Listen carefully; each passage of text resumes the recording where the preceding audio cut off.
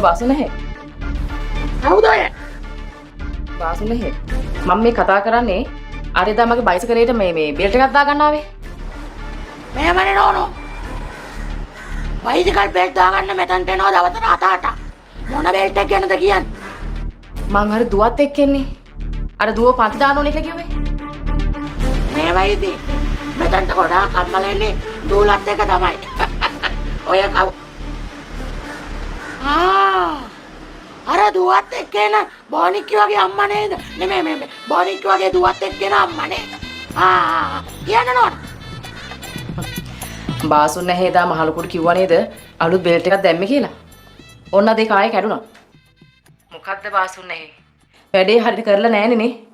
අපි විශ්වාසනේ බාසුන් නැහැ ගාවට එන්නේ. වෙන්න බෑනේ. මන් දැම්මේ ඔරිජිනල් එකක් නේ. ඔරිජිනල්ද චයිනීස්ද කියලා නම් මම දන්නේ නැහැ. ඒක දන්නේ බාසුන් නැහැනේ. මේවයි ඉතින්. ඔරිජිනල් කිව්වට ඒවා කැඩෙන්නේ නැද්ද? ඔරිජිනල් ඒවත් කැඩෙනවනේ. ඔගේ ඉතරි දන්නේ බා. එහෙම නැත්නම් ඉතින් බයික් ඔක්කොම තියන්න බෑ නෝනා. සදාටම කැඩෙන්නේ නැතුව. අවුලන්නේ. ඔක අරන් එන්න මං ඔරිජිනල් වගේ හදලා දෙන්නම්. හරි.